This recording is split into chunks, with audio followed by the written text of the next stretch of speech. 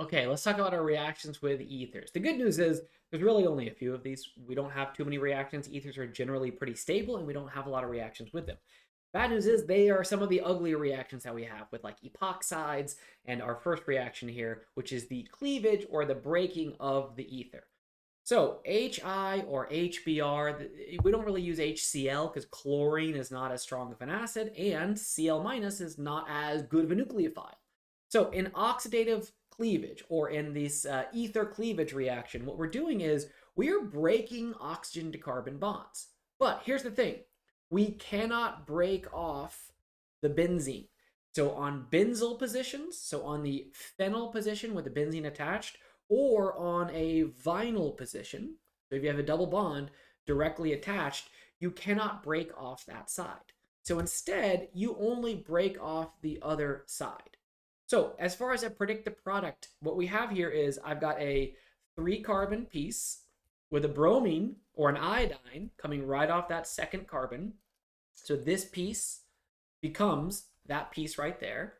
And then on the other side, if you're like, well, wait a minute, if you don't break off that carbon, well, then what do you have? You leave that carbon to oxygen bond, and then you just turn it into an OH group, an alcohol group.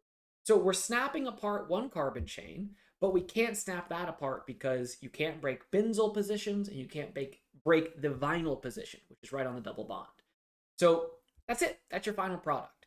Whereas if I had maybe a different ether, maybe something like this, in that case, I could break both pieces off and just wherever you see this oxygen, replace it on either side with a bromine or an iodine. And I realized I used bromine here, but it was iodine. So let's say this was really HBr. And then maybe this one I'll use HI. So all we're doing is snapping it apart and putting an iodine where the oxygen was. So on that side, we have an iodine. On this side, we also have an iodine. So you're basically just replacing the O with an iodine. The only tricky ones are where we can't break that off. So benzyl positions and vinyl positions, we can't break. Okay, what about our epoxide reactions? So here's what we're doing here. And again, I'm not going through the full mechanism of all of these, but you got to look for the differences. I have an epoxide, which is a 3-membered cyclic ring or a 3-membered cyclic ether. If I have acidic conditions, like what we have up here, how do I know this is acidic? Well, I have a strong acid, H2SO4. Under acidic conditions, step 1, we add the proton, we protonate, meaning we add the H+, that gets it super reactive, then we attack. The idea is, remember, under acidic conditions, the thing that we're reacting, the nucleophile that we have, in this case, water, it is not reactive enough to attack on its own. It's not strong. So first step is we add the proton to the epoxide. So we get OH with a positive charge. Then we attack. Okay, so our water will attack. Where does the water attack? Under acidic conditions, we always attack on the more substituted side. Whereas down below, under nucleophilic conditions, we attack on the less substituted side. So here, water attacks on this more substituted side of the epoxide, and we're going to break open that ring. So in the end here, first think of this carbon to oxygen bond. That didn't break, right? This carbon to oxygen bond is intact. So you're still going to have one of the carbons attached to the O, and because we added the H, it's already OH. And then your water that comes in will always be on the opposite face, meaning if the bridge was up in the air, we have to attack from below.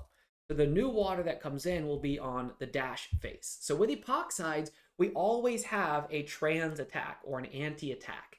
If the epoxide's up in the air, we attack from below. If the epoxide is below, we attack from the top. So you always have that trans product. But what happened to the methyl? Well, if the water attacked from below, it pushes the methyl up in the air. And then, I'm not drawing the full mechanism here, but maybe more water would come in and take off the extra H, so we end up with the alcohol over there. So one of the ways working backwards that you knew, you're like, wait, if these are both OH, how do I know which side I attacked? How do I know if I'm supposed to do acidic or nucleophilic conditions? Because the methyl flipped, you know you attacked that carbon. If you attack the other carbon, you would never touch the methyl on the tertiary position. That's acidic conditions. What about here? What about nucleophilic conditions? And you're like, well, how do I know this is nucleophilic conditions? Well, first of all, in step 1, there is no strong acid, just KCN and DMSO. But also, if you break this up, K plus, and Cn minus, Cn minus is a very good, very strong nucleophile. That tells me that we're under nucleophilic conditions. Now, the good news about nucleophilic conditions is because we have a strong nucleophile, we don't wait. The nucleophile attacks immediately. We don't need to wait for anything. But step one, we attack. There is no add the proton first. We don't need to protonate in the beginning because the nucleophile is strong. It doesn't need any invitation. It's going to go attack automatically. And under nucleophilic conditions, we attack on the less substituted side. So I've got my Cn minus. I'll draw it again down here. It's going to attack, in this case, on this carbon because that's the less substituted side. Think strong nucleophiles. They want to go fit into tight spaces like we saw with SN2 reactions. They'd rather attack where there's less carbons blocking the way. When you attack here, you break open this bond just like before. The similarities between acidic and nucleophilic conditions is we still have a trans attack. If your epoxide's up in the air, you have to attack from below on the opposite face. The difference is which carbon you attack. So here, my Cn must be on a dash on the less substituted side. Then this bond to oxygen, that stays intact. So that's going to be up on a wedge over there on the more substituted side. And we never touch that methyl. So it stays on the dash. That's what I was talking about earlier. You know that you have a nucleophilic attack if you don't touch that more substituted side. And then step two, H3O with water. Sometimes we call it like the workup step. That just puts the H on the oxygen, and there's your final product. So in both cases, we have an anti or a trans attack. The difference is which carbon we attack. So working backwards, you could say, here, this OH came from my nucleophile, which in that case was water. Here, this OH came from my nucleophile. I'm sorry, from my epoxide rather. And the Cn came from the nucleophile.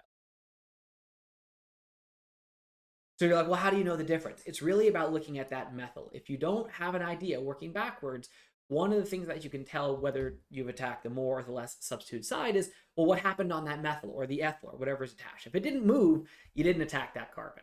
Okay, so that's it for our ether reactions. We'll move on.